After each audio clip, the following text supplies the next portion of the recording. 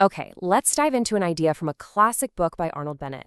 One that tackles a frustration I think every single one of us feels, that nagging sense that we just never ever have enough time.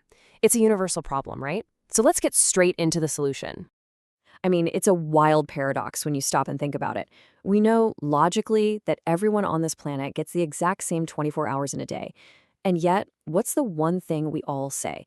I just don't have enough time. So what is really going on here? And this is where it gets really powerful.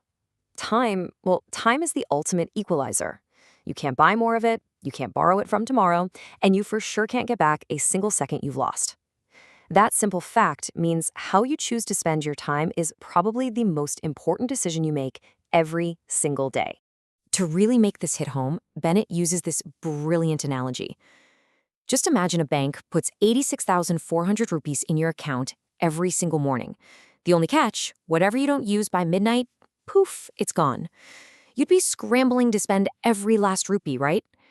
Well, that's exactly what happens with the 86,400 seconds you get each and every day. And this brings us to what Bennett called the great sin. Now, this isn't about being lazy or taking a break.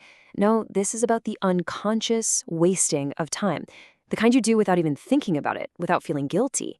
It's this silent habit that we mistake for just relaxing, but it's slowly, quietly eating away at our potential. So what do these sins actually look like in our world today? Oh, you know them. It's that quick 5-minute scroll that somehow becomes an hour. It's flicking through endless news headlines that don't really add anything to your life. It's that mindless channel surfing where hours just vanish. And the cost? Man, it adds up so much faster than we think. Just 2 hours of that unconscious waste a day, that's 730 hours a year. That is more than an entire month of your waking life, just gone. When you see a number like that, it's pretty hard to ignore. Okay, so where is all this time hiding? Let's do a quick breakdown. For most of us, if you factor in about 8 hours for sleep, 9 for work and commute, and a couple for chores, you're still left with a solid chunk of about 5 hours. This is your time. It belongs to you, and it's usually hiding in plain sight right there in the evening. Now, the fix here isn't something radical or crazy. Bennett isn't saying you need to quit your job or abandon your responsibilities. No way. The approach is way more practical. It's simply about consciously reclaiming a small piece of the time that is already yours, but that's just slipping through your fingers right now. So what's the magic number? Just 90. 90 minutes. That's it. An hour and a half.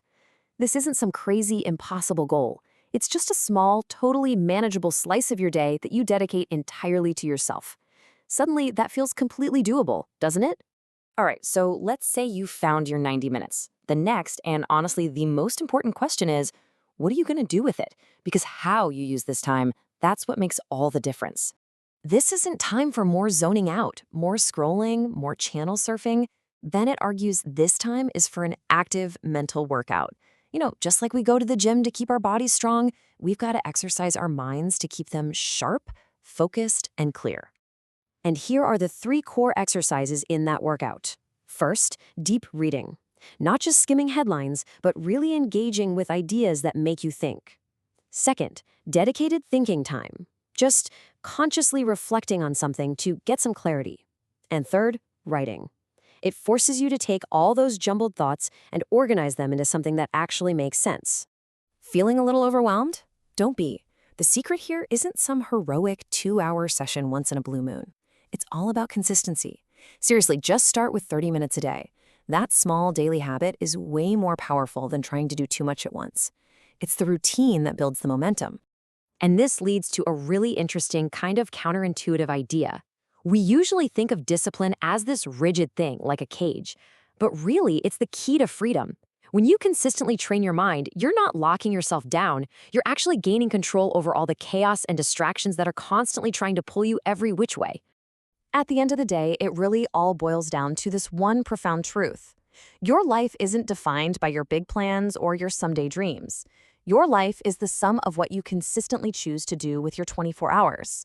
Every single small choice adds up to the person you become.